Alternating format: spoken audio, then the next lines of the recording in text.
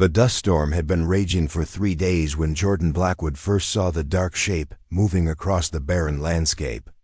At first, she thought it was a wounded coyote by the way it moved so slowly, dragging itself through the cracked earth that had transformed the Arizona desert into an unforgiving wasteland. The wind howled through the mesquite trees surrounding her isolated ranch, carrying with it the kind of heat that could kill a person in hours if they weren't prepared.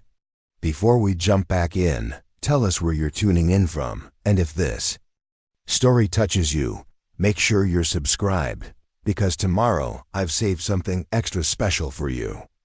Jordyn stood at her kitchen window, coffee mug steaming in her weathered hands, watching the shape struggle across the clearing 200 yards from her front porch.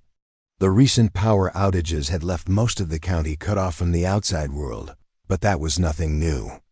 She'd chosen this life of solitude deliberately, building her ranch deep in the Sonoran Desert, where the nearest neighbor was 10 miles away and the nearest town was 25. The shape stumbled, fell forward onto the baked earth, and didn't get up. Jordyn set down her coffee and reached for the binoculars on the windowsill. Through the lens, what she saw made her blood run colder than the air-conditioned room. It wasn't a coyote. It was a man crawling on his hands and knees through the desert, wearing tattered clothes that had once been clean but were now stained with blood and dirt. Without hesitation, Jordyn grabbed her wide-brimmed hat from the hook by the door, pulled on her work boots, and stepped out into the punishing heat. The wind hit her like a physical blow, driving sand crystals into her face with the force of tiny needles. She'd survived 15 years as a combat medic, 4 years running humanitarian missions in war-torn countries, and the last 7 years living alone in this desert. But the sight of that man crawling through the sand triggered something primal in her. She ran. The ground was hotter than it looked from inside, heat radiating through her boots with each step. Each stride was a battle against the wind and the weight of her own conscience pulling her toward a stranger who might represent any number of complications in her carefully isolated life. The man had made it perhaps 50 yards closer to her ranch before collapsing completely. As Jordyn fought her way toward him, she could see a trail of disturbed sand marking his path, dark spots where blood had soaked into the parched earth. Was unconscious when she reached him, face down in the dirt, his dark hair matted with dust and blood.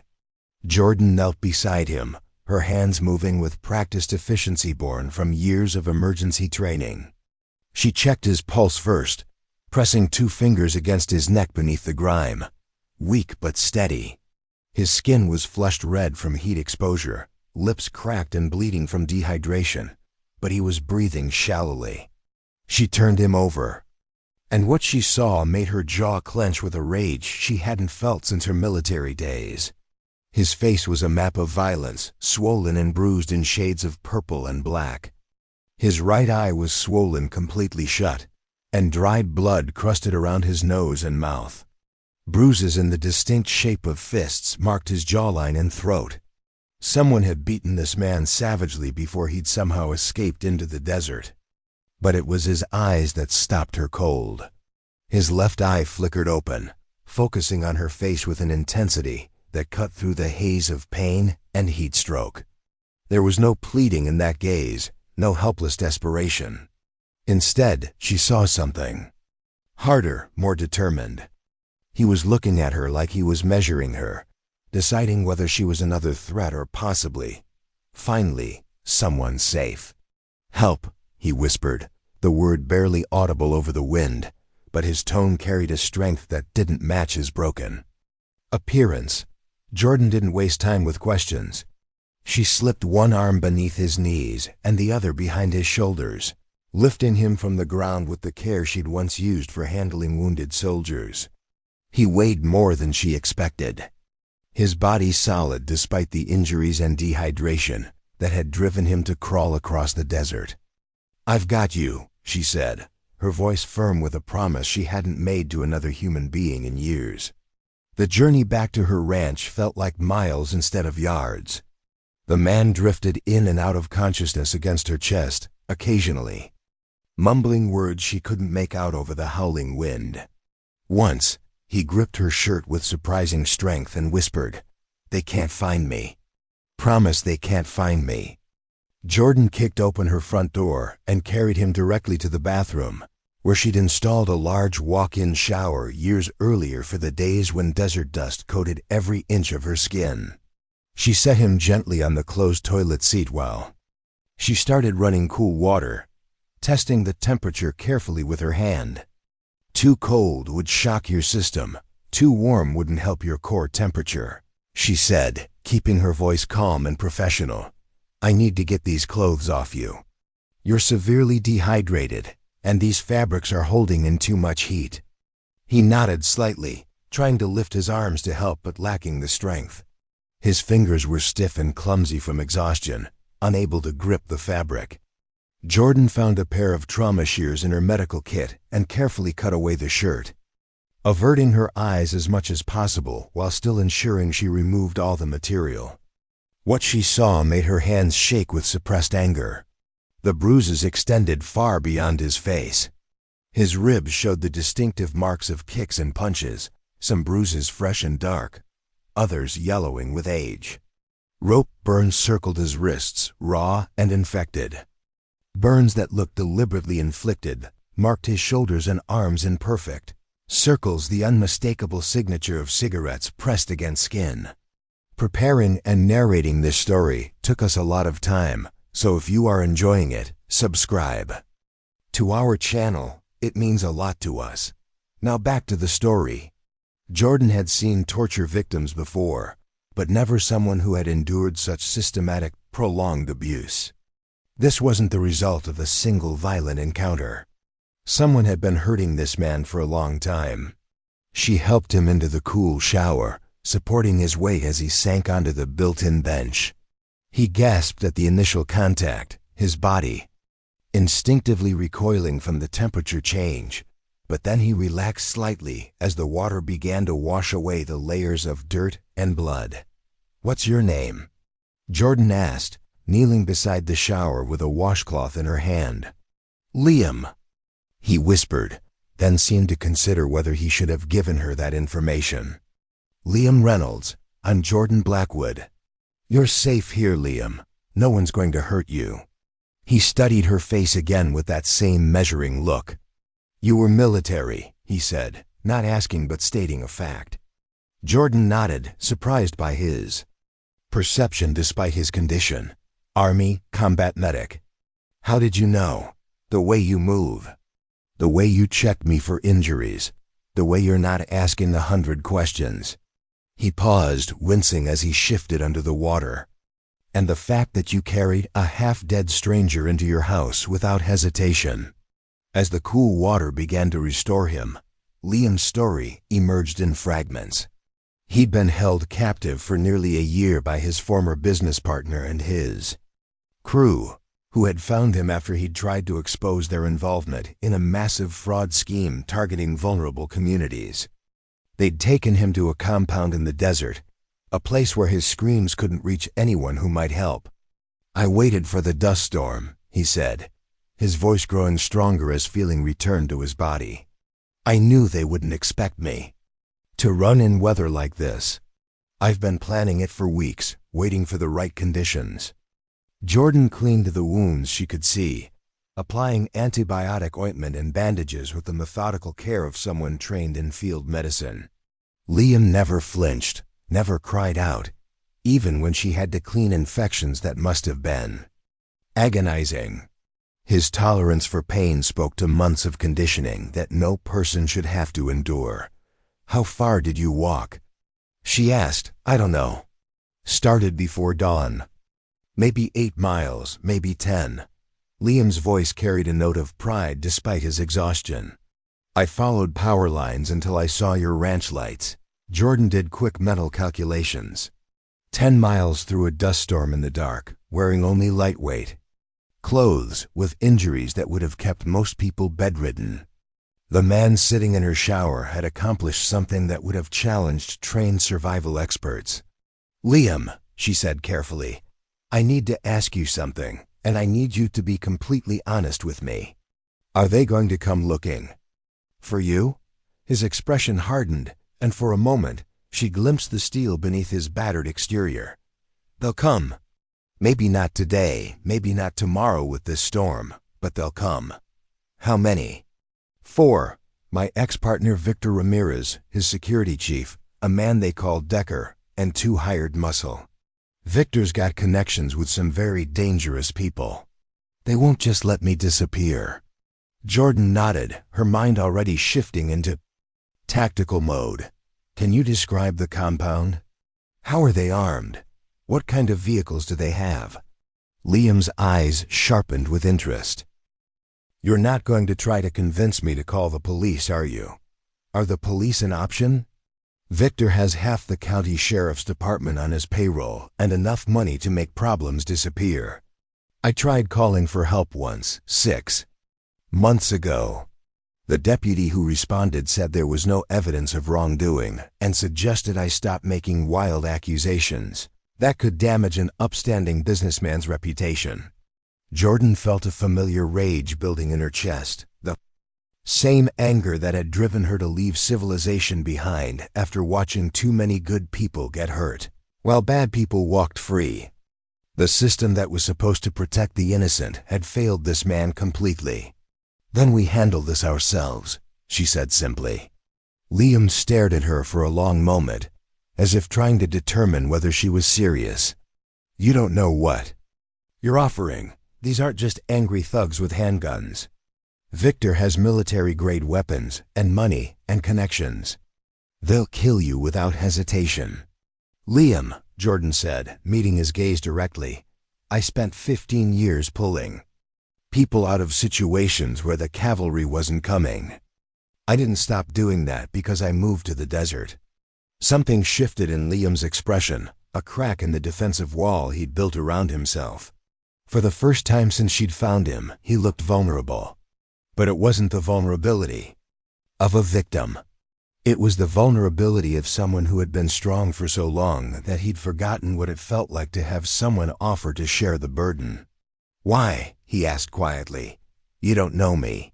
You don't owe me anything. Jordyn considered the question, thinking about the choices that had led her to this isolated ranch, this moment of decision that would change both their lives. Because someone needs to, she said finally. And because I think you've been fighting alone long enough. The storm continued to rage outside, but inside the small bathroom, something fundamental had shifted. Liam Reynolds was no longer just a victim who had crawled through the desert seeking refuge. Jordyn Blackwood was no longer just a hermit hiding from the world's problems. They were becoming something else, something neither of them had expected. Partners. As Jordyn helped Liam from the shower and wrapped him in clean towels, she was already planning. Her ranch was well-stocked and defensible, situated on high ground with clear sight lines in all directions. She had weapons, supplies, and most importantly, the tactical knowledge to use both effectively. But more than that, she was beginning to understand that Liam Reynolds wasn't just someone who needed rescuing. Despite everything he'd endured, despite the injuries and the trauma and the year of captivity, there was an unbroken core of strength in him that matched her own. The men who had hurt him were coming.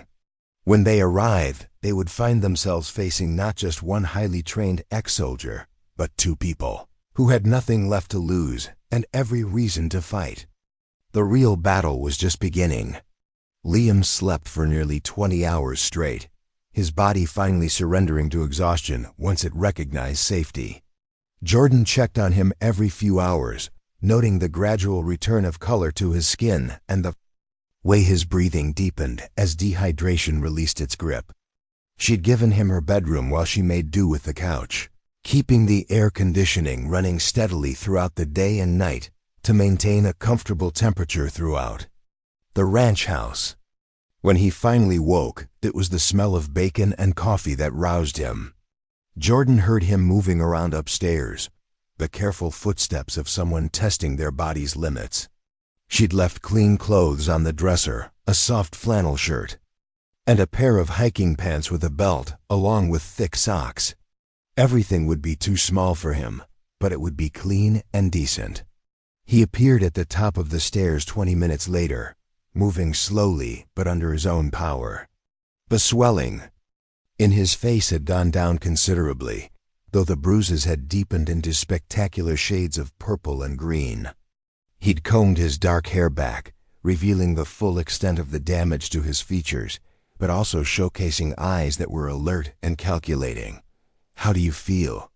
Jordyn asked, flipping pancakes on the cast-iron griddle she'd inherited from her grandmother.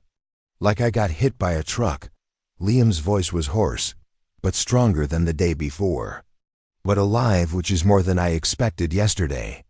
He moved to the large windows that dominated the ranch house's main room, studying the landscape beyond. The storm had finally broken, leaving behind a world transformed by shifting sand dunes. The desert stretched endlessly before them, mesquite.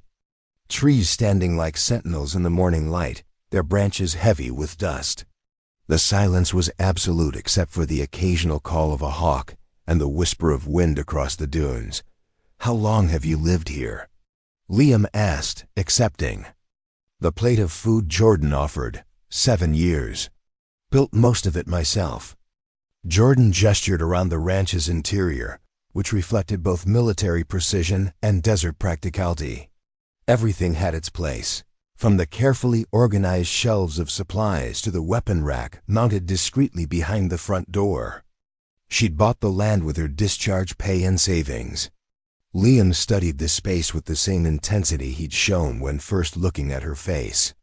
The ranch was roughly 2,000 square feet, with an open floor plan that combined kitchen, dining, and living areas. A stone fireplace dominated one wall, flanked by built-in bookshelves filled with medical texts, survival manuals, and classic literature. The furniture was simple but well-made, mostly crafted by hand from reclaimed wood. "You're off the grid," he observed, noting the solar panels visible through the window and the absence of typical electrical appliances. "Mostly, I've got solar power, a backup generator, and a satellite phone for emergencies. Water comes from a well I drilled myself, and cooling comes from a system I designed to work with minimal power." Jordyn poured coffee into 2 heavy ceramic mugs. "Everything I need to be completely self-sufficient." Running from something? The question was asked casually, but Jordyn caught the underlying assessment. Liam was evaluating her, trying to determine what kind of woman would choose such isolation. Running to something, maybe. Jordyn sat across from him at the small wooden table. "I got tired of watching the system fail people who deserved better. Figured if I couldn't fix it, I'd at least remove myself from being part of the problem." Liam ate slowly, clearly favoring his right side where the worst of the rib damage was located. Between bites, he continued his visual inventory of the ranch, cataloging details with the thoroughness of someone trained to notice everything. "You were more than just a medic," he said. "It wasn't a question. Special operations. Did some work that doesn't officially exist for agencies that don't officially employ contractors." Jordyn met his gaze directly. "What gave it away?" "The way you set up this space. Clear sight lines to all approaches, furniture positioned to provide cover, multiple exit routes planned, and the fact that you have enough supplies here to survive a siege." Liam gestured toward the kitchen, where he'd noticed the industrial-sized containers of rice, beans, and other staples. "This isn't just a ranch, it's a fortified position." Jordyn felt a grudging admiration for his observational skills. Most people saw only a rustic desert retreat when they looked at her home.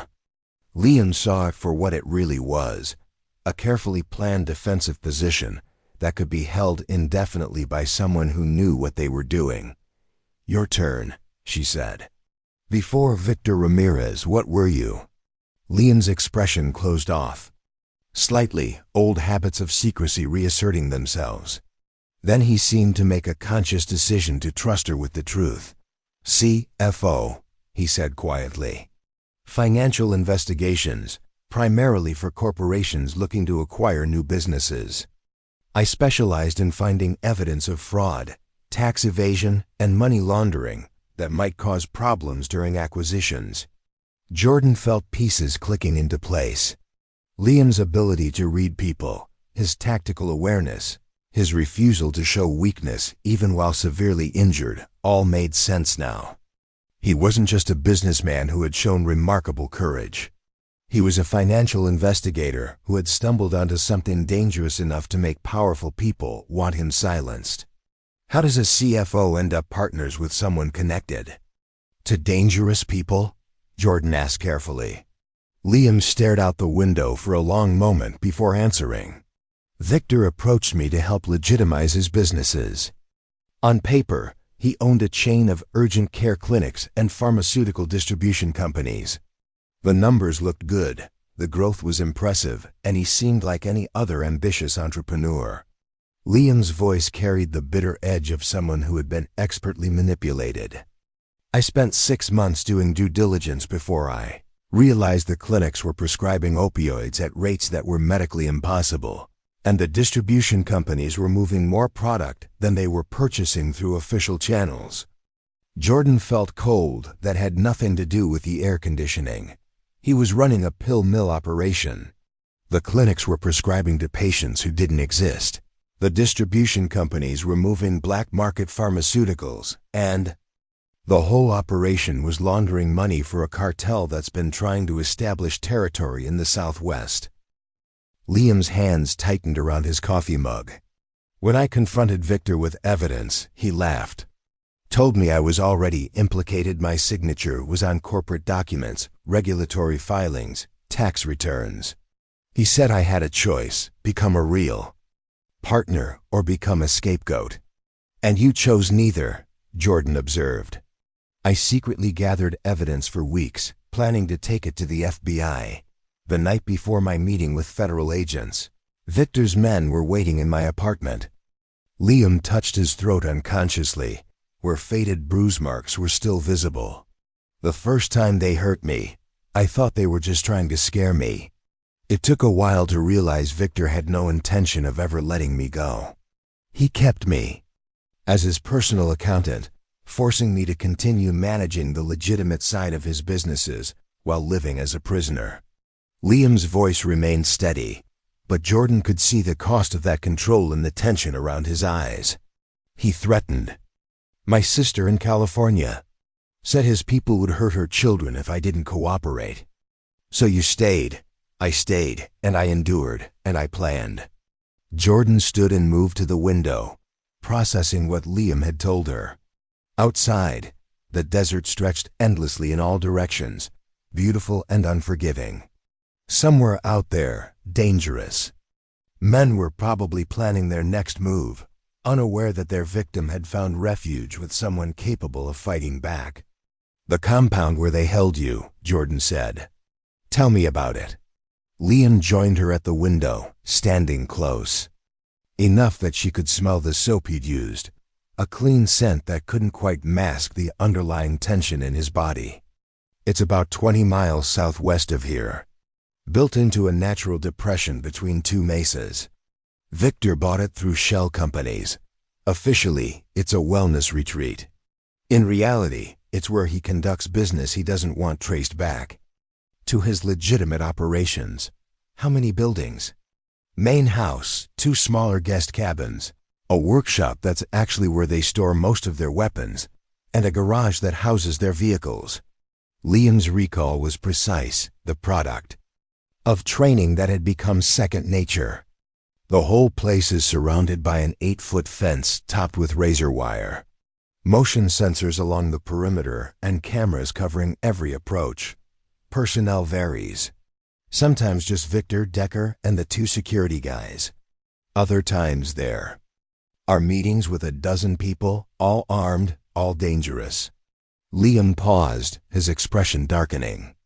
Victor's paranoid enough to assume someone's always watching, so security is constant.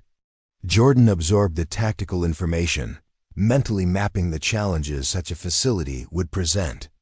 Well-funded, professionally secured, situated in terrain that favored defenders over attackers, The kind of target that would require extensive planning and resources to assault successfully. They'll come for you, she said. Probably once the roads are clear enough to make the trip safely. Yes, Victor can't afford to let me disappear.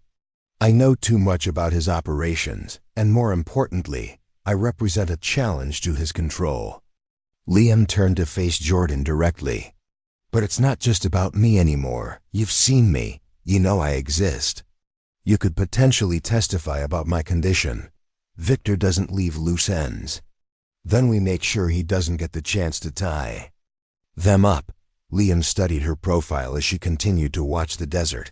You're serious about this, about helping me. I don't make offers I don't intend to keep.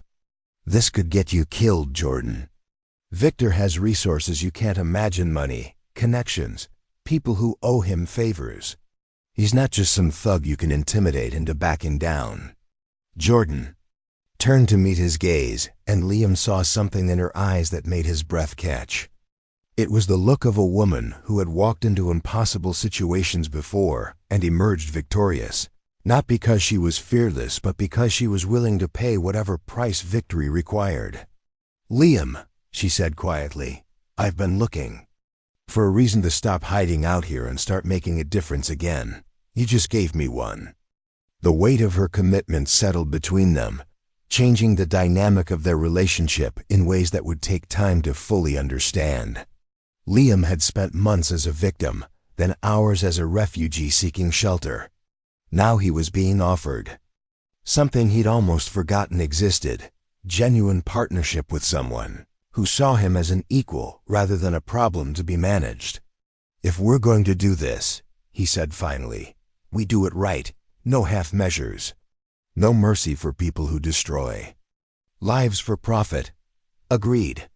Liam moved to the weapon rack near the front door, examining Jordyn's collection with professional interest. Military-grade rifles, tactical shotguns, handguns, and various calibers, all meticulously maintained and ready for use. I'll need a weapon, he said. Something I can handle accurately despite the rib damage. Jordyn selected a compact 9mm pistol and a shoulder holster designed for easy concealment. This should work. Light recoil, reliable action, and it won't aggravate your injuries. Liam accepted the weapon, checking the action with practiced efficiency before securing it in the holster. The weight of the gun against his ribs was both comforting and sobering, a reminder that his fight for freedom was far from over. How long do you think we have? Jordyn asked. With the roads the way they are, maybe 48 hours before they can safely make the trip. Liam moved back to the window, studying the terrain with a new purpose. Victor's cautious when it comes to risking his own skin, but when they come, they'll come prepared for war. Jordyn smiled grimly. Then we better make sure we're ready to give them one. As if summoned by his words, the satellite phone on Jordyn's desk began to ring. Both of them froze, staring at the device that represented their only connection to the outside world. Jordyn rarely received calls, and the timing of this one seemed ominous. She answered on the fourth ring. Blackwood. Jordyn, it's Mike Hollister from town. The voice belonged to the owner of the general store in Copper Springs, one of the few people who had Jordyn's satellite number. Listen, I've got some folks here asking questions about strangers in the area. Thought you should know. Jordyn felt Liam's attention sharpen beside her. What kind of folks, Mike? 4 men in a black SUV with out-of-state plates. Well-dressed, but something off about them. They're asking about anyone who might have seen a man wandering in the desert. Someone who might be injured or in trouble. What did you tell them? Nothing. Told them the dust storms had everyone hunkered down, and I haven't seen or heard anything unusual. Mike's voice carried an undertone of concern. But Jordyn, these guys aren't giving up easy. They're offering money for information, and you know how folks are when times are tight. Jordyn exchanged a look with Liam, whose expression had gone cold with recognition. Mike, do me a favor. If anyone asks about me specifically, you've never heard my name. And if you see that SUV heading toward the desert roads, you call me immediately." "Will do. You in some kind of trouble, Jordyn?" "Nothing I can't handle. Thanks for the heads up." Jordyn ended the call and turned to Liam, who was already moving toward the stairs. "They're here," he said grimly. "Victor doesn't waste time when he wants something. How could they have trapped you this quickly?" "Blood trail in the sand. It stopped raining 8 hours ago, which means the trail I left is probably still visible." From the air, Liam was already at the top of the stairs. "Victor has access to helicopter rentals. If they did an aerial search this morning, they could have followed my path right to your door." Jordyn felt her mind shifting into combat mode. The familiar clarity that came with accepting inevitable conflict. "Then we assume they know where we are and plan accordingly." "Jordyn," Liam called from the bedroom. "We need to assume they'll be here within hours, not days." The hunt had begun. Liam descended the stairs wearing Jordyn's tactical vest. Over the flannel shirt, the 9mm secured in its shoulder holster. He'd found a baseball cap that helped conceal the worst of his facial bruising, and despite moving carefully due to his injuries, there was something different about his demeanor. The victim who had crawled through the desert was gone, replaced by a financial investigator preparing for battle. "We need to move your vehicles," he said without preamble. "If they're doing aerial reconnaissance, they'll spot your truck immediately." Jordyn nodded, already pulling on her desert gear. "There's a storage bunker about half a mile west, built into the hillside. It's camouflaged from above and accessible by an old ranch road that doesn't show on most maps."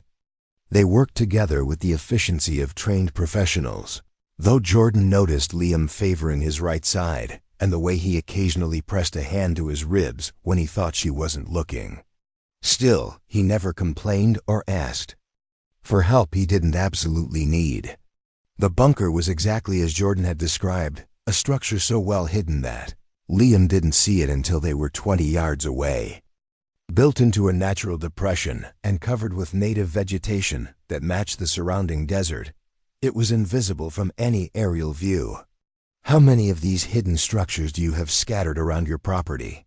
Liam asked as Jordyn backed her Ford Bronco into the concealed space.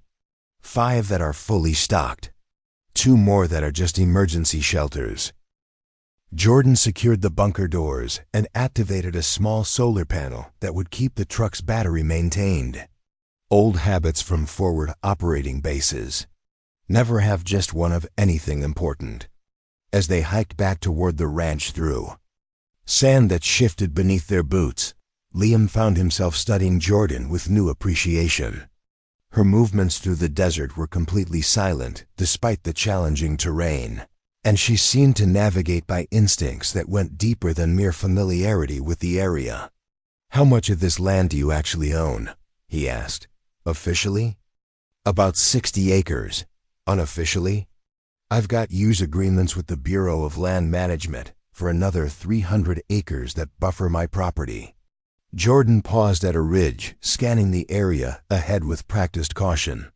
The beauty of being a decorated veteran with a clean record is that government agencies tend to approve your permit applications.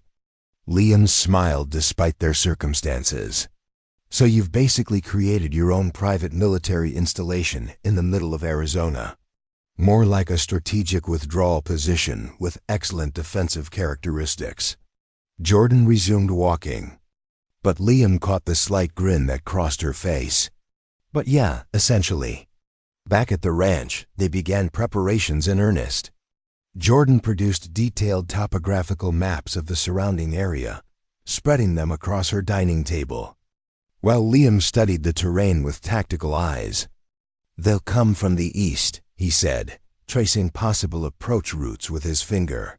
"It's the only direction that offers decent vehicle access, and Victor prefers to maintain mobility options until the last possible moment."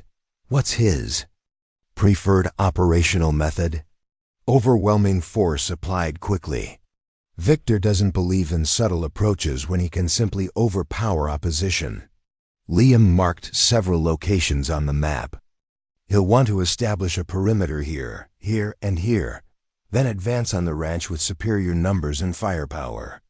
Jordyn studied his markings, noting how they corresponded to natural choke points and defensible positions. You've thought about this before. I've been planning escape scenarios for months. Part of that meant understanding how Victor would respond to various situations.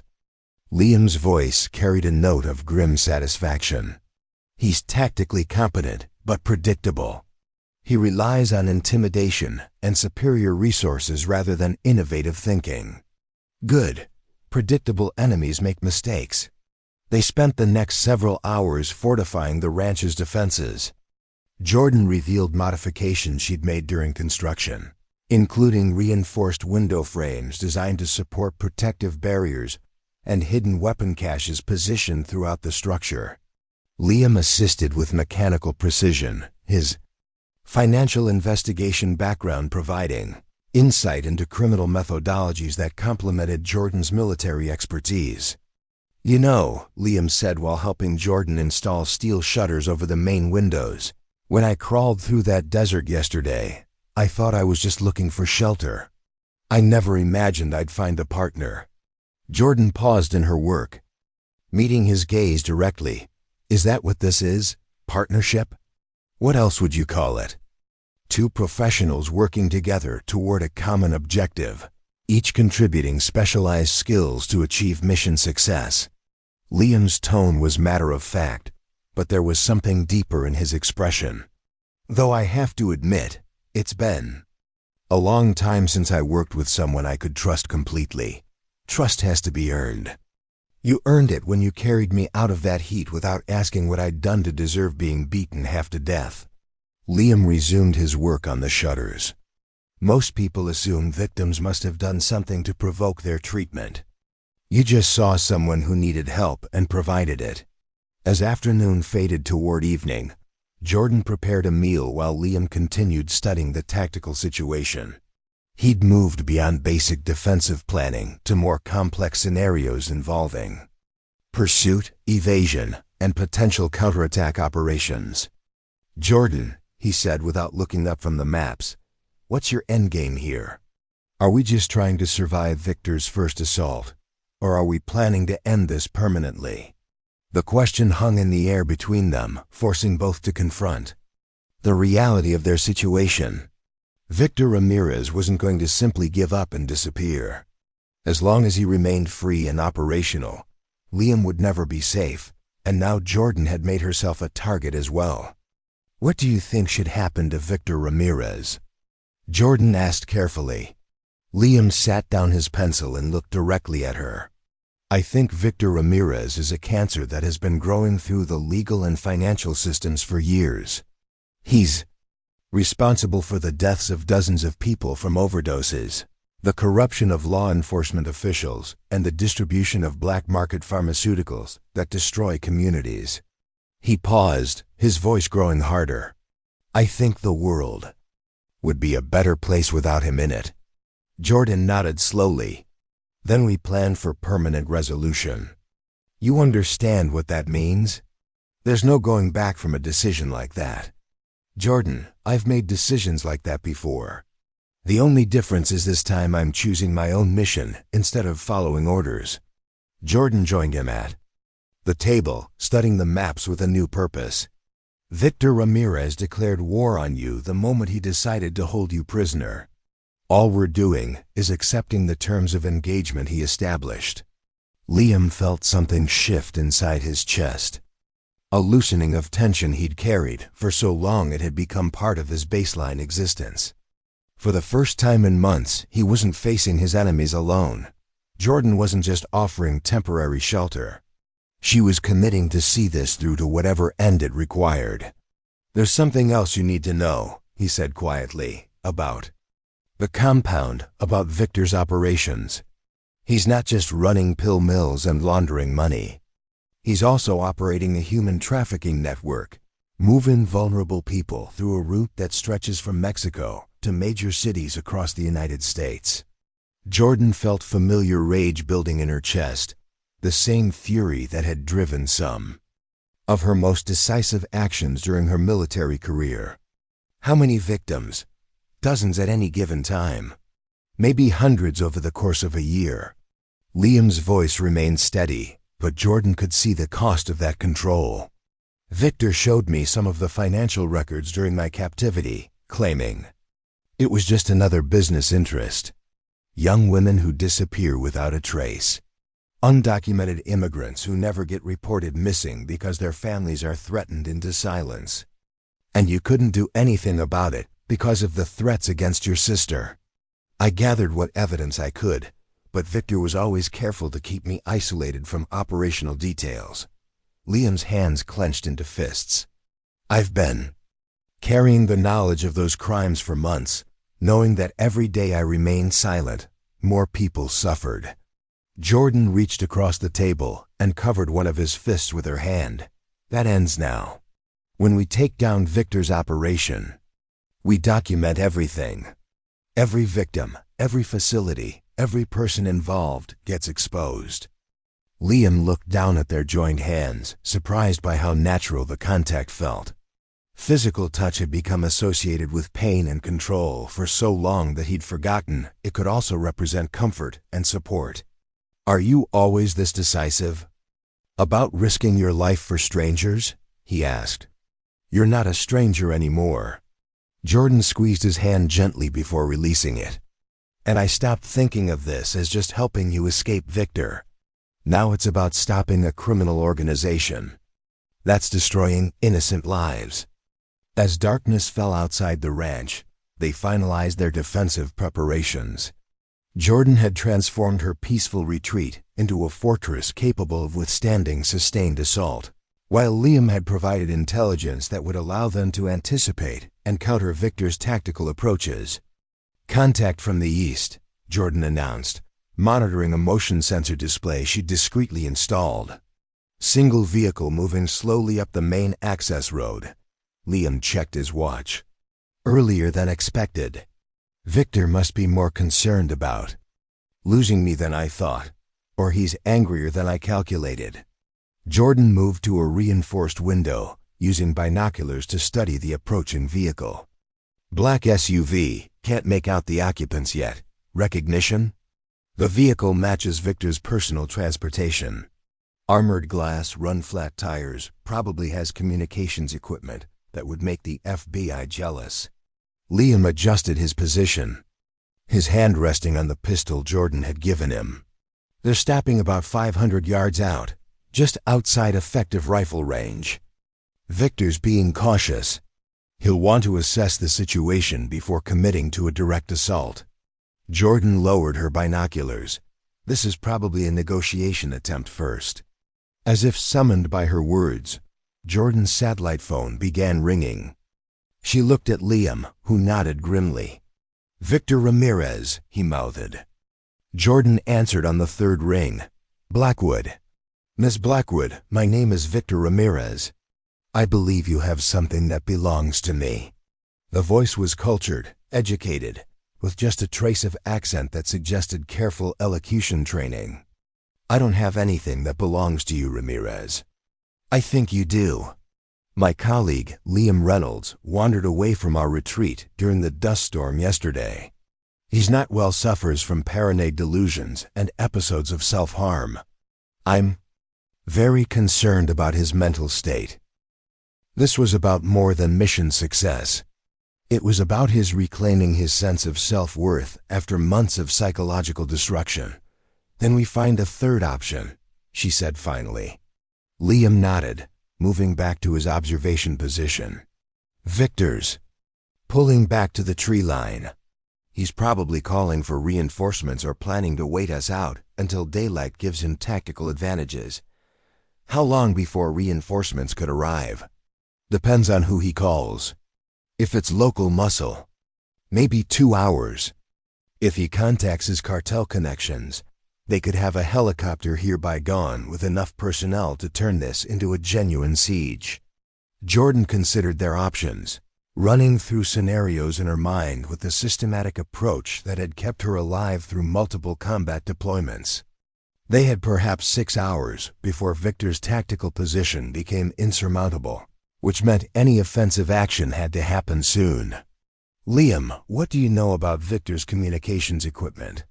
"He's got military-grade radio systems in his vehicle, plus satellite phones and encrypted cellular devices." "Why?" "Because if we can disrupt his communications, we isolate him from reinforcements and force him to operate with only the personnel he brought tonight." Jordyn moved to another concealed cache, this one containing electronic warfare equipment that most civilians would never have access to. "I've got jammers that can block everything from cell signals to satellite communications within a 5-mile radius." Liam felt hope stirring for the first time since the assault began. If Victor can't call for help, and if we've already reduced his operational strength by at least 30%, he becomes vulnerable to counterattack. "Exactly. The question is whether you're physically capable of participating in an active assault operation."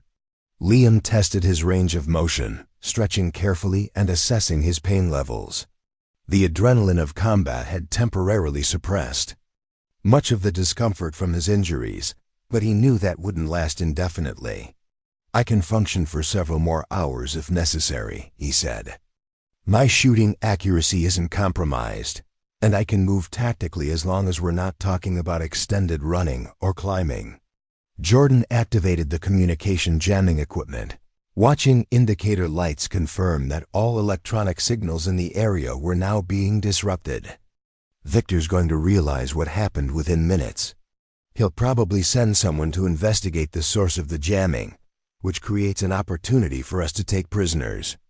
Someone who might have information about Victor's broader operations," Liam added. "Someone who might have details about his trafficking victims." They didn't have to wait long.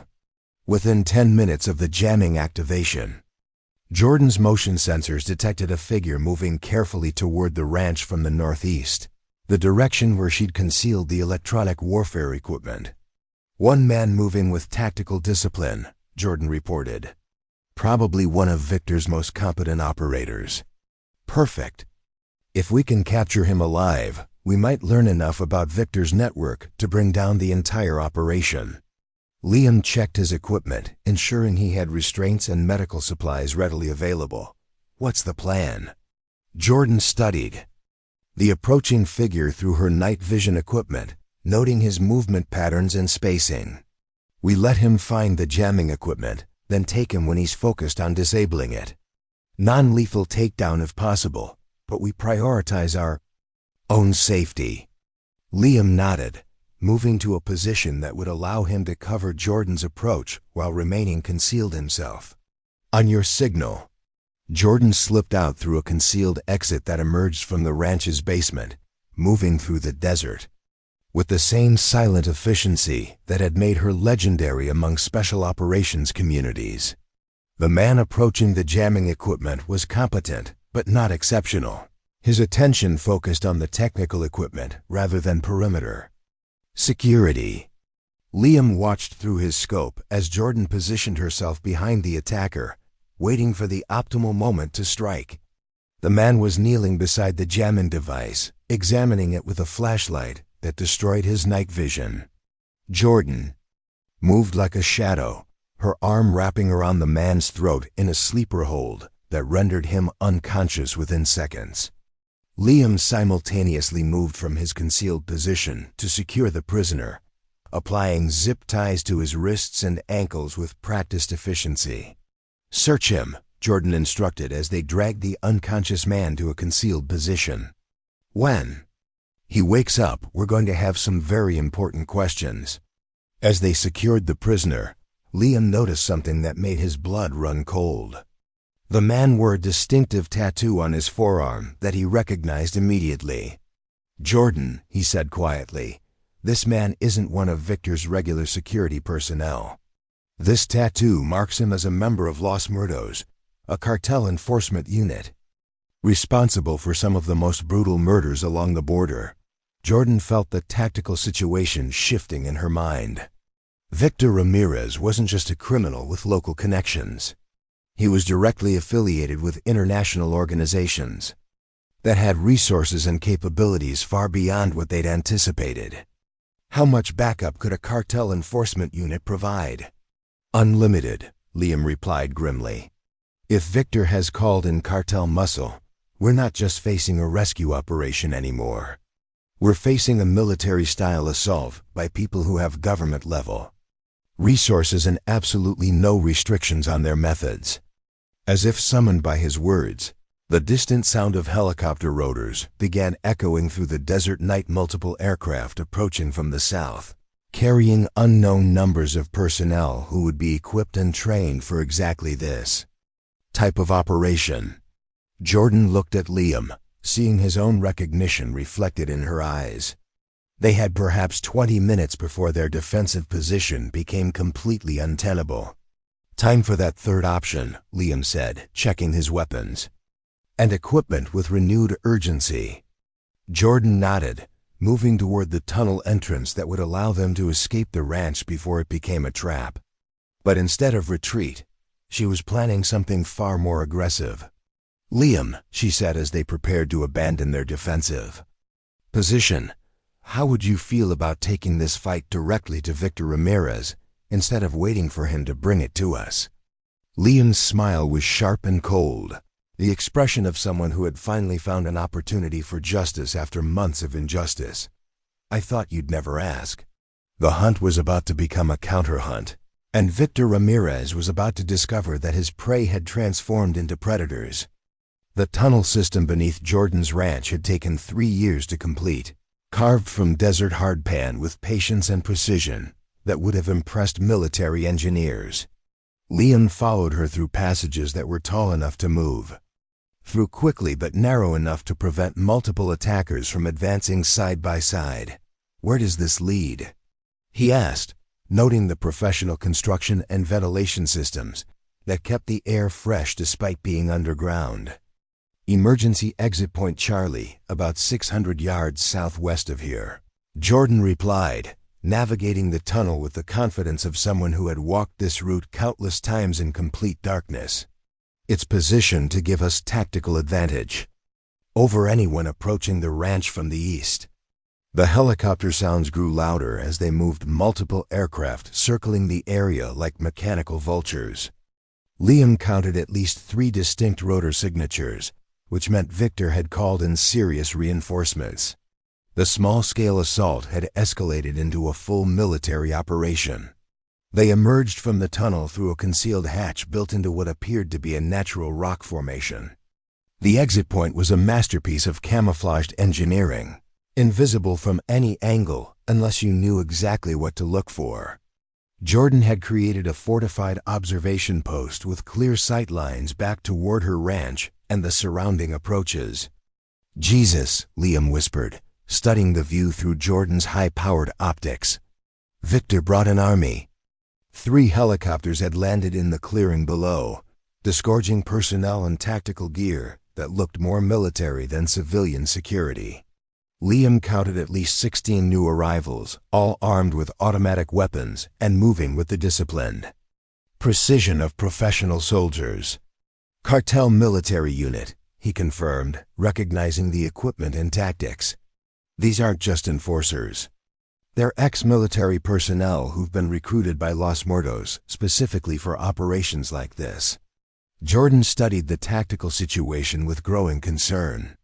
16 professional soldiers, air support, and unlimited ammunition changed everything about their defensive prospects. The ranch that had seemed impregnable an hour earlier would be overrun within minutes once this force organized itself properly. Victor's standing beside the lead helicopter, Liam observed, adjusting the scope's magnification. And he's talking to someone I don't recognize. Tall man, expensive suit, definitely not dressed for combat operations. Jordyn took the binoculars, focusing on the figure Liam had indicated. The man was indeed out of place among the military personnel, his bearing suggesting authority rather than combat experience. Any idea who that could be? Could be cartel leadership, but more likely it's someone from Victor's legitimate business connections. Someone with enough influence to arrange helicopter transport and military personnel without questions being asked. Liam's voice carried a growing alarm. Jordyn, if Victor has brought in outside authority figures, this situation is about to become much more complicated. As if summoned by his words, Jordyn's satellite phone began ringing, despite the communication jamming they'd activated. The only way the call could be getting through was if it was being transmitted on frequencies that bypassed her jamming equipment, entirely government frequencies. Liam felt ice forming in his stomach. Don't answer it. Whatever they're about to offer you, it's designed to get us to surrender peacefully. But Jordyn was already answering, her expression grim with recognition of the tactical implications. "Blackwood," she said simply. "Miss Blackwood, this is Agent Daniel Morrison with the Drug Enforcement Administration.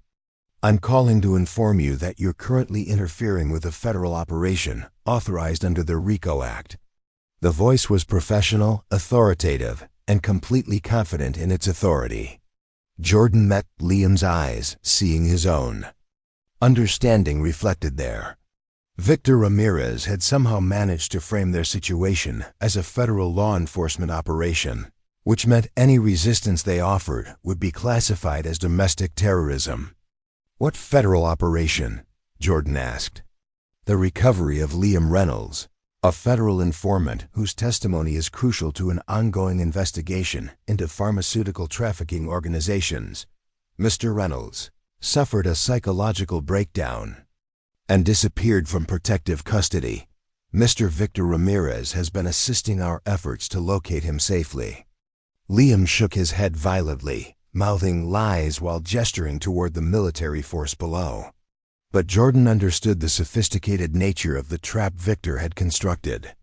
By involving federal authorities and framing Liam as an unstable informant rather than an abuse victim, Victor had created a situation where any resistance would be met with overwhelming legal and physical force. "Agent Morrison," Jordyn said carefully, "I'd like to speak with Liam Reynolds before making any decisions about cooperation." "That's not possible. Ms. Blackwood, Mr. Reynolds is experiencing severe psychological distress and is not competent to make rational decisions about his own safety. The kindest thing you can do is allow medical professionals to provide the care he needs." Liam grabbed the phone from Jordyn's hand, his voice cutting through the conversation with ice-cold authority. "Agent Morrison, this is Liam Reynolds, CPA, license number 92,754, former Chief Financial Officer of Blue Sky Pharmaceuticals. I am not experiencing psychological distress. I am not in protective custody, and Victor Ramirez is not assisting any federal operation. He is a target of investigation for money laundering, human trafficking, and the murder of witnesses." The silence on the other end of the line stretched for long seconds before Morrison responded, his tone noticeably less confident. "Mr. Reynolds, our records indicate that you were discharged from financial oversight duties 8 months ago due to mental health concerns and potential substance abuse issues." "Your records are falsified," Liam replied flatly. "Victor Ramirez has been manipulating federal databases to support a cover story that allows him to operate without interference. I have evidence of his criminal activities and the corruption of law enforcement officials that has enabled his operations. Mr. Reynolds, you're making very serious accusations without providing any substantive proof."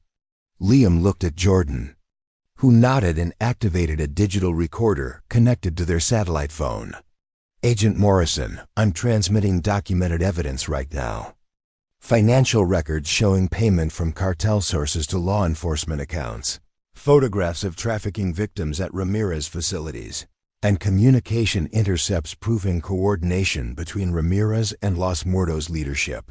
Jordyn was simultaneously uploading files to multiple federal agencies, news organizations, and congressional oversight committees. The evidence Liam had gathered during his months of captivity was being distributed to dozens of recipients who would be legally obligated to investigate regardless of any political pressure to ignore it. Furthermore, Liam continued, I'm formally requesting immediate federal protection while testifying about Ramirez's criminal activities and the corruption that has enabled them. Any attempt to return me to Ramirez's custody will constitute obstruction of justice and conspiracy to commit murder. Morrison's response came after another long pause, his authority clearly shaken by Liam's professional competence and the evidence being transmitted. Mr. Reynolds, these are extremely serious allegations. I'll need to verify your claims through appropriate channels before proceeding. You have 30 minutes, Liam replied. After that, I'm contacting every major news organization in the country with a story about federal agencies being manipulated by cartel money to facilitate human trafficking operations. He ended the call and looked at Jordyn with grim satisfaction. That should buy us some time while federal agencies try to figure out what's actually happening here. Jordyn was studying the activity below through her optics, noting increased communication between the helicopter crews and growing agitation among the tactical personnel. Victor's getting new orders, she observed, and he doesn't look happy about them. Indeed, Victor Ramirez appeared to be arguing with the well-dressed man beside the helicopter, gesturing angrily toward the ranch and making increasingly emphatic points. The conversation ended with Victor stalking away from the helicopter, clearly frustrated by whatever instructions he'd received. Federal oversight is complicating Victor's plans, Liam said with satisfaction. He was counting on being able to claim government authority for whatever he planned to do to us. Now he has to worry about actual federal agencies investigating his story. But their relief was short-lived. Jordyn noticed movement among the tactical personnel that suggested preparation for immediate action rather than withdrawal. Liam, they're not standing down. If anything, they're accelerating their timeline. Liam refocused his binoculars on the activity below, his expression darkening as he recognized the tactical preparations taking place. Victor's decided to cut his losses. He's going to eliminate both of us and claim we died resisting arrest during a federal operation. He looked at Jordyn with growing urgency. We have maybe 10 minutes before they launch a final assault designed to leave no survivors. Jordyn was already moving, gathering equipment from the concealed caches she'd positioned throughout the exit point. Then we don't give them the chance to execute that plan. What are you thinking? Direct action against Victor Ramirez himself. If we can take him alive, we can force a standoff that requires actual federal involvement instead of this manufactured crisis. Jordyn handed Liam a tactical pack loaded with specialized equipment. But it means going on the offensive against superior numbers and terrain that favors them. Liam accepted the pack, checking its contents with professional interest. Smoke grenades, flashbangs, climbing gear, and enough ammunition for an extended firefight. Jordyn, you understand that once we leave this position, we're committed to either complete success or death. There's no middle ground with an operation like this. I understand. But Liam, Victor Ramirez has been destroying lives for years while hiding behind corruption and intimidation. Tonight, that ends. Liam felt something shifting inside his chest, a sense of purpose that had been missing since Victor had destroyed his career and trapped him in captivity. For the first time in months, he wasn't just surviving or escaping. He was actively fighting back against the forces that had tried to break him. How do we get close enough to take Victor alive without getting killed by his security force? Jordyn smiled grimly, pointing toward a route that would take them around the western flank of the landing zone. Remember those tunnels I mentioned? This installation has more than just one exit. 20 minutes later, they emerged from a concealed entrance less than 40 yards from where Victor Ramirez stood coordinating with his cartel contacts. The noise of helicopter engines and tactical radio chatter had masked their approach perfectly, and the overwhelming focus on the ranch assault had drawn attention away from perimeter security. Liam could see Victor clearly now, recognizing the expensive clothing, and arrogant bearing that had once convinced him they were legitimate business partners. Now he saw him for what he really was, a predator who used charm and manipulation to destroy anyone who threatened his sense of control. "Remember," Jordyn whispered, "we need him alive and talking. Dead martyrs don't expose criminal networks." Liam nodded, checking his weapon and mentally preparing for what might be his final confrontation with the man who had nearly destroyed his life. "Jordyn," he said quietly, "whatever happens in the next few minutes, I want you to know that. Working with you has reminded me who I used to be before Victor tried to break me."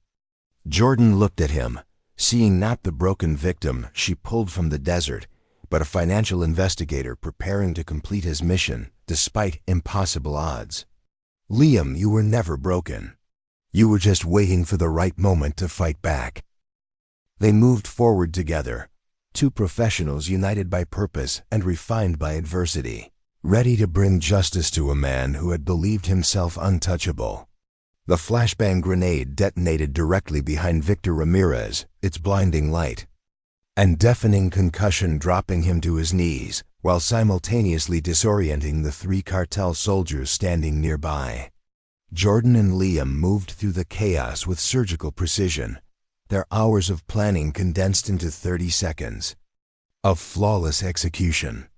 Jordyn reached Victor first, pressing her pistol against the base of his skull while Liam neutralized the closest guard with a combination of martial arts techniques that left the man unconscious but breathing. The remaining two soldiers raised their weapons but found themselves facing the unwavering aim of Jordyn's rifle trained on their center mass. "Drop your weapons," Liam commanded in Spanish, his voice carrying the absolute authority of someone who had faced death and chosen to fight back. "Your employer is now a federal prisoner." Victor Ramirez struggled to focus through the effects of the flashbang, his expensive suit torn and his carefully maintained composure shattered. When his vision cleared enough to recognize Liam's face, his expression shifted from confusion to rage to something approaching fear. "You can't do this," he gasped, blood trickling from his nose where he'd fallen face first into the gravel. "I have federal protection. These men have diplomatic immunity." "Really?" Liam smiled coldly, keeping his weapon trained on Victor while Jordyn secured the surrendering guards. "Because according to the phone call I just had with Agent Morrison, the Drug Enforcement Administration has no record of any operation involving you. In fact, they're very interested in investigating how someone managed to fake federal authorization for a military-style assault." Jordyn zip-tied the guards, hands behind their backs, noting that neither man seemed particularly loyal to Victor when faced with federal charges. Cartel soldiers were professionals who understood when a situation had become untenable and smart enough not to compound their legal problems with futile resistance. "Victor Ramirez," Liam continued, his voice gaining strength with each word, "you are under citizen's arrest for kidnapping, assault, human trafficking, money laundering, and conspiracy to commit murder. You have the right to remain silent, though I suspect you're going to want to start talking very soon." Victor's eyes darted toward the helicopters, where the remaining cartel personnel were realizing that their leadership had been captured. Several were already moving toward the aircraft, clearly preparing to evacuate rather than attempt a rescue that would only increase their legal exposure.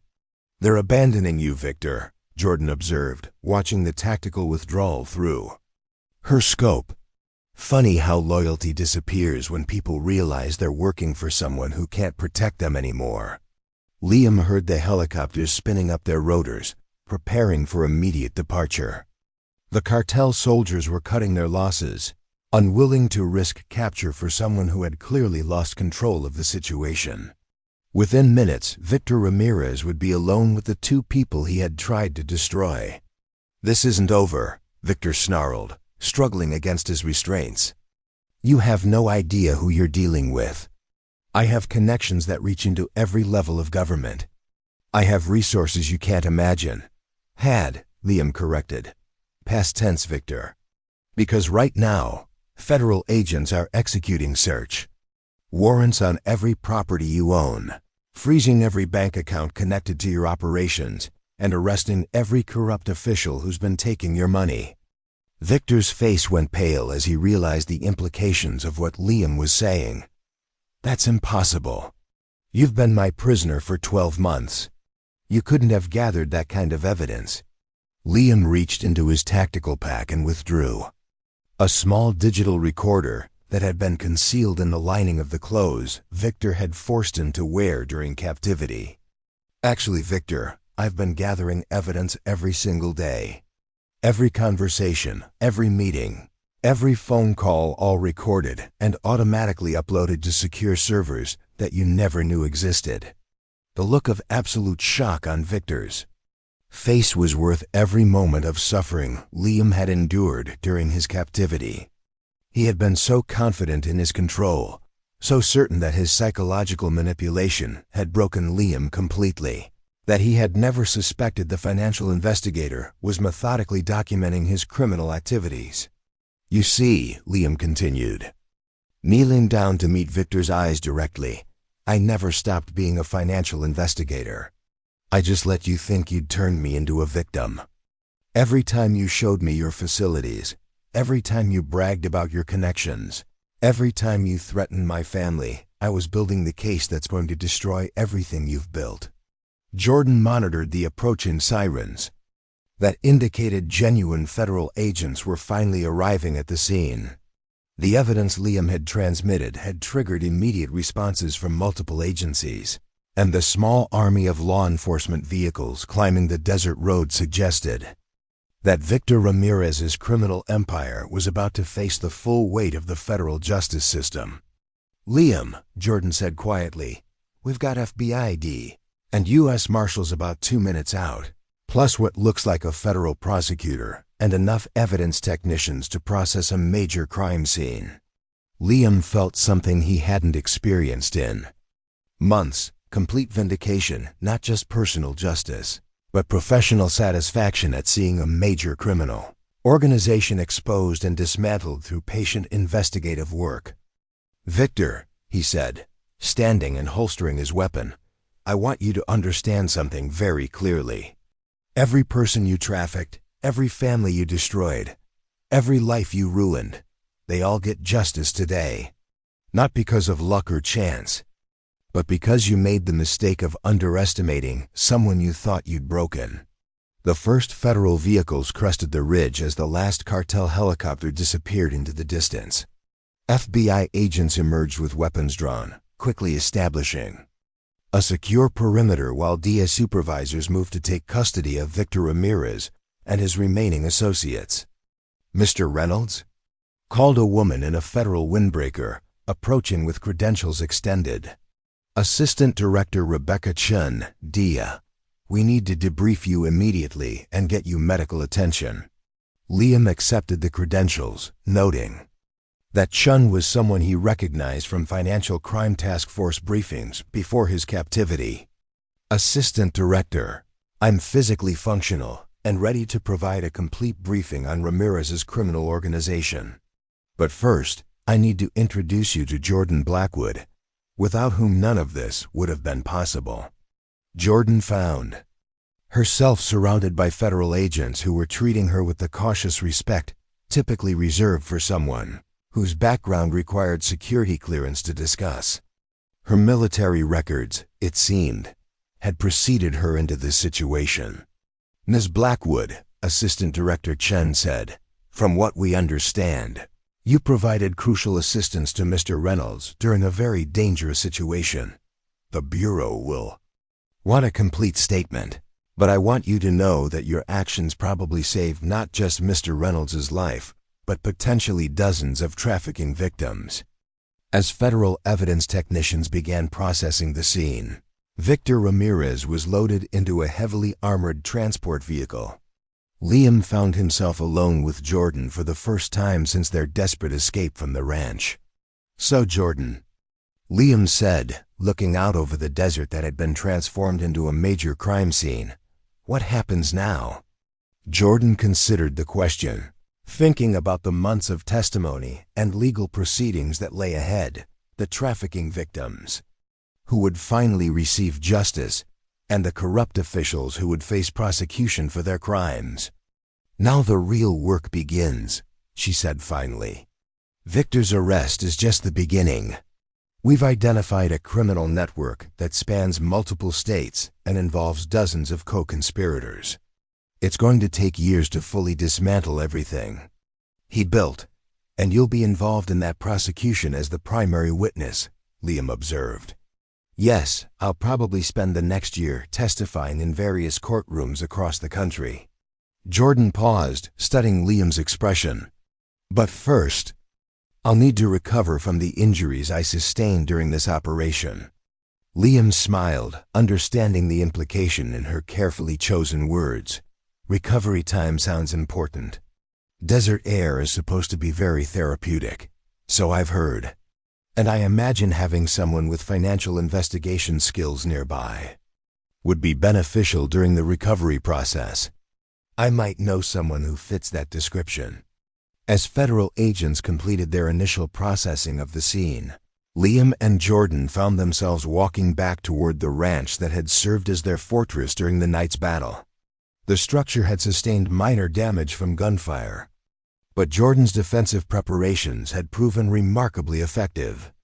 "Jordyn," Liam said as they reached the front porch, "can I ask you something personal? After everything we've been through together, I think you've earned the right to ask personal questions. When you saw me crawling through that desert yesterday, what were you thinking? What made you run out into a dust storm to save a stranger?" Jordyn considered the question seriously, remembering the instinctive reaction that had driven her through the heat toward an uncertain fate.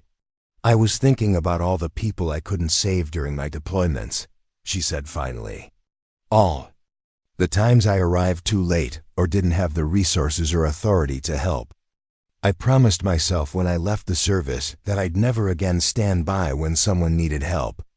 Liam nodded, understanding the mindset that had driven Jordyn through impossible circumstances to rescue him. "And now?" he asked, gesturing toward the ranch that had sheltered them, the woman who had risked everything to help him, and the federal agents who were finally bringing justice to victims who had been forgotten by the system.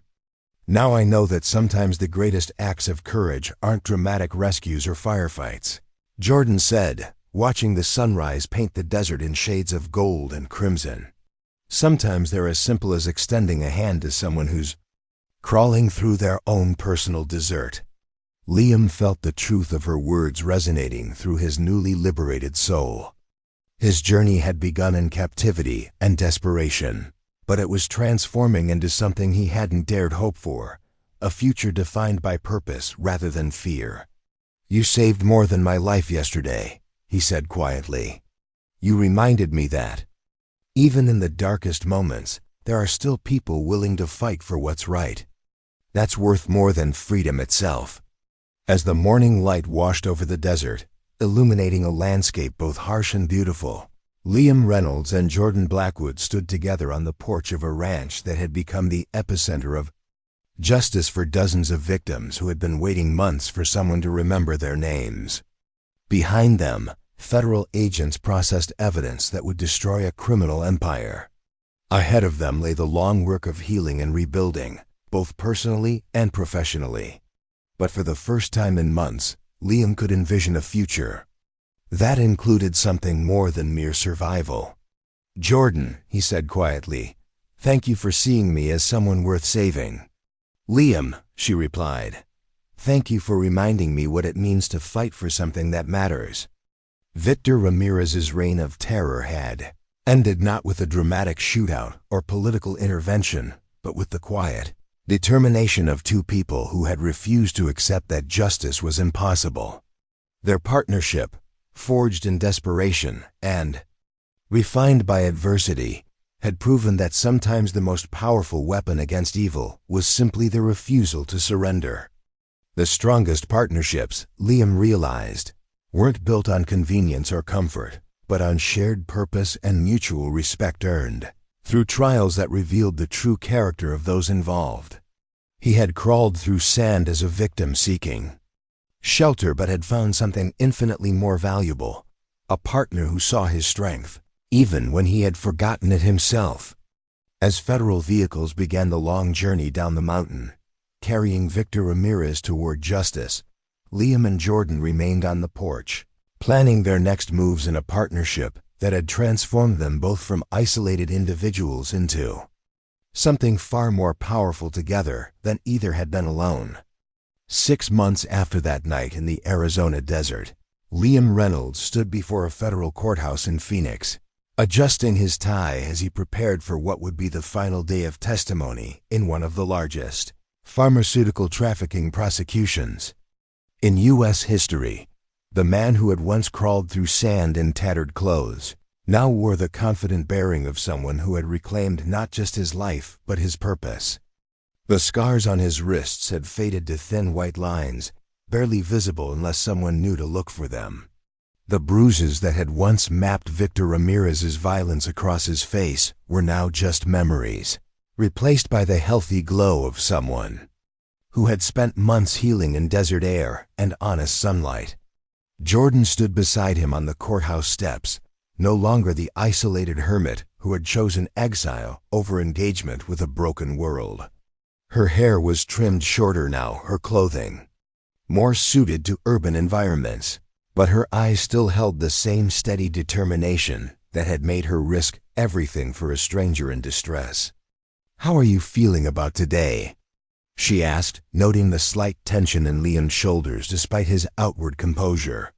"Ready," he replied simply. "Victor's sentencing is the end of one chapter, but also the beginning of everything else we've built since that night." Inside the courthouse, federal prosecutors presented evidence that had grown far beyond Liam's initial recordings. The investigation he had triggered by crawling through that dust storm had uncovered a criminal network spanning 5 states, involving 37 co-conspirators, and responsible for trafficking over $200 million in black market pharmaceuticals in just the past 2 years. Victor Ramirez sat at the defendant's table wearing an orange jumpsuit that was a far cry from his expensive suits. His once arrogant bearing had been replaced by the hollow stare of someone who had watched his entire world collapse in slow motion. The cartel connections that had once protected him had abandoned him completely once his arrest triggered federal investigations that threatened their broader operations. "Your Honor," Liam said when called to provide his victim impact statement, "Victor Ramirez didn't just steal 12 months of my life. He stole the lives of people who trusted that someone somewhere would remember they existed and fight for their freedom." He had testified dozens of times over the past 6 months, but this final statement felt different, not just professional testimony, but personal closure for someone who had transformed trauma into purpose. "The night I escaped through that storm, I thought I was just trying to save myself. I had no idea that my survival would lead to justice for so many others. But that's what happens when good people refuse to look away from evil. That's what happens when someone like Jordyn Blackwood chooses to see a fellow human being in need rather than a problem to be avoided." Liam's eyes found Jordyn in the gallery, seeing the slight smile that crossed her face at his public acknowledgement of her role in everything that had followed.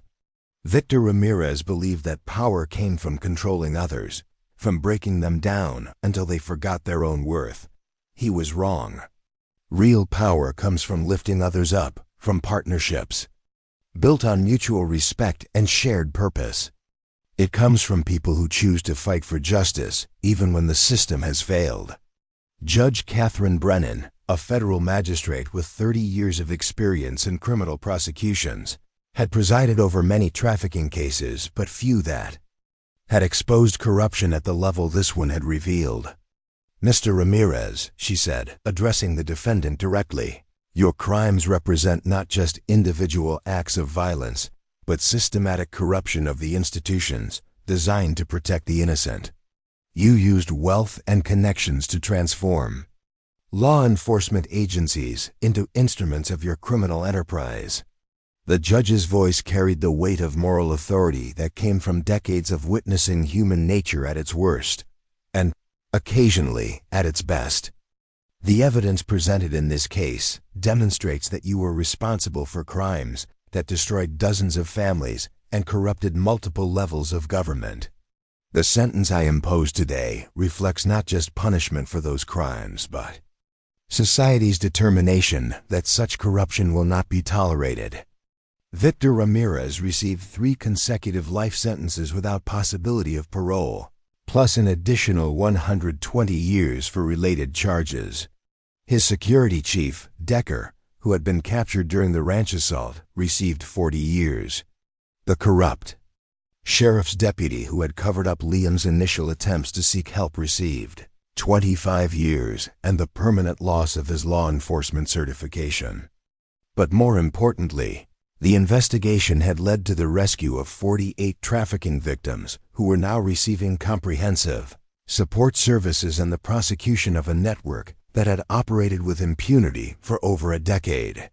As court adjourned, and Victor Ramirez was led away in shackles, Liam felt something he hadn't expected, not satisfaction or vindication, but simple peace. The scared man who had crawled through sand seeking only survival had become someone who had helped bring justice to people who had been forgotten by everyone else. Outside the courthouse, a small crowd of journalists waited for statements from the prosecution team. Liam had become something of a symbol during the lengthy legal proceedings, representing both the failure of institutions to protect victims and the possibility of redemption when good people chose to act. "Mr. Reynolds," called a reporter from the Phoenix Gazette, "how has this experience changed your perspective on the justice system?" Liam considered the question carefully, thinking about the corrupt officials who had enabled Victor's crimes, and the dedicated agents who had worked tirelessly to expose them. "This case proved that institutions are only as strong as the people who comprise them," he replied. "When those people choose personal gain over public service, innocent people suffer. But when they choose to do what's right, regardless of personal cost, justice becomes possible even in impossible circumstances. What's next for you professionally?" The sunset painted the saguaro cacti in shades of gold and crimson, a reminder of both the beauty and harshness of the landscape that had brought them together. "Do you ever think about how different things might have been?" Liam asked, pausing beside a flowering ocotillo. "If I had crawled in a different direction that day? If you hadn't been looking out your window at that exact moment?" Jordyn considered the question, feeling the weight of all the chance occurrences and deliberate choices that had led them to this moment. "I think about it all the time," she admitted. "But then I remember something my commanding officer once told me. Luck is what happens when preparation meets opportunity. You were prepared to escape when the moment came. I was prepared to help when someone needed it. Everything else grew from those 2 decisions." Liam nodded, understanding the profound truth in her words. Their partnership hadn't been forged by chance, but by choices. His choice to keep fighting when surrender would have been easier. Her choice to extend her hand when turning away would have been simpler. "We've helped a lot of people this past year," he said, looking out over the desert landscape that stretched to the horizon.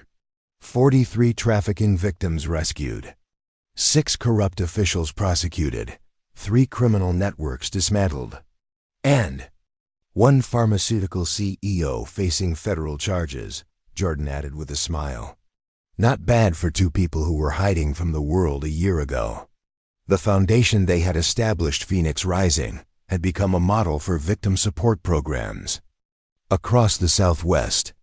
By combining Liam's financial expertise with Jordyn's tactical training, they had created an organization that didn't just rescue victims, but empowered them to rebuild their lives and eventually help others do the same.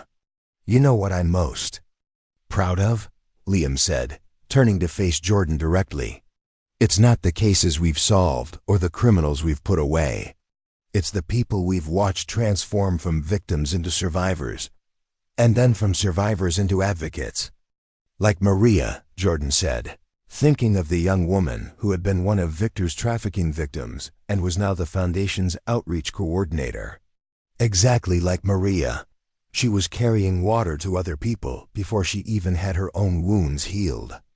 As the sun dipped below the horizon, casting long shadows across the desert floor, Liam took Jordyn's hand, a gesture that had become as natural as breathing between them. "I've been thinking about something you said the day we met," he said. "When I asked why you were helping me, you said, 'Because someone needs to, and because I think you've been fighting alone long enough.'" Jordyn remembered the moment clearly, standing in her bathroom, looking at this broken man who still maintained an unbreakable core of dignity and determination. "I meant it," she said simply. "I know you did. And that's what makes our work different from what I did before. We don't just solve cases or put away criminals. We stand with people who have been fighting alone for too long. We remind them that they're worth fighting for." As darkness settled over the desert, they made their way back to Jordyn's ranch, not the isolated fortress it had once been. A home that had become a gathering place for survivors, advocates, and law enforcement professionals committed to creating change. The property had transformed along with its owner. Solar panels still provided power, but now they energized a communication center that coordinated with federal agencies across the Southwest.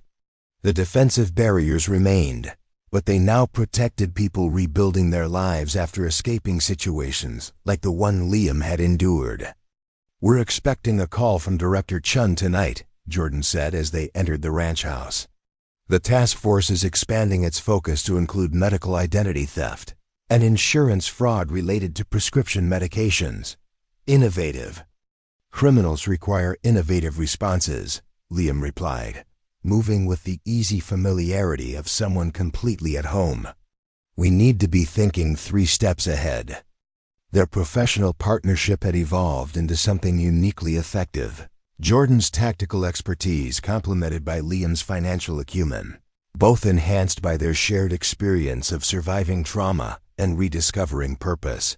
Federal agencies that had once been skeptical of their unorthodox approach now requested them specifically for cases that traditional methods had failed to resolve. After dinner, they sat on the porch, watching stars emerge in the vast desert sky. The quiet moments between cases had become precious to both of them, opportunities to remember why they did the work that consumed so much of their lives. "I talked to my sister today," Liam said, breaking the comfortable silence. "Her kids are thriving in their new school. No more looking over their shoulders, no more panic when the phone rings at odd hours. That's what all this is about, isn't it?" Jordyn replied, "Not just punishing the guilty, but creating spaces where people can live without fear." Liam nodded, feeling the truth of her words resonating through him. Before meeting Jordyn, he had seen justice primarily as the enforcement of laws and regulations. Now he understood it as something more profound, the creation of communities where vulnerability wasn't exploited but protected. "You know what's strange?" he said, looking out at the desert darkness. "I should hate this place. It nearly killed me. But instead, I've come to see it as home." "The desert is honest," Jordyn replied. "It shows you exactly what it is, both. The beauty and the danger. No pretense, no manipulation. Just truth. After what you went through with Victor, maybe that honesty feels like safety." The satellite phone on Jordyn's desk began to ring, the distinctive tone indicating a call from federal authorities. Their moment of reflection was ending. Another case was beginning. But as they moved together to answer the call, both knew they carried something that Victor Ramirez and all those like him could never understand or destroy. Not just resilience or determination or even courage, but the profound strength that comes from choosing to help others, even after experiencing the worst of what humanity can inflict. Liam Reynolds had crawled through the desert, seeking only survival. He had found not just rescue but redemption, not in being saved, but in becoming someone who saved others. Jordyn Blackwood had hidden from a world she believed beyond repair. She had discovered that healing begins not with fixing everything at once, but with extending a hand to one person crawling through their personal wasteland. Together, they had built something neither could have created alone, a partnership that transformed not just their own lives, but the lives of everyone it touched. Proof that sometimes the soul most in need of saving isn't the one you reach out to help, but your own, and that the hand you extend to someone in their darkest moment might be the one that ultimately leads you home. As they answered the phone, preparing to face whatever new challenge awaited them, both carried the quiet certainty that whatever storms lay ahead, they would weather them together, not as victim and rescuer, but as equal partners in the endless work of creating justice in an unjust world. And somewhere in the Arizona desert, a man who had once crawled through sand seeking rescue was now standing tall, ready to lead others through their own personal wastelands toward something neither he nor they had dared to imagine possible. Not just survival, but transformation. Not just healing, but purpose. Not just justice, but home. Up next, you've got two more standout stories right on your screen. If this one hit the mark, you won't want to pass these up. Just click and check them out. And don't forget to subscribe. And turn on the notification bell so you don't miss any upload from us.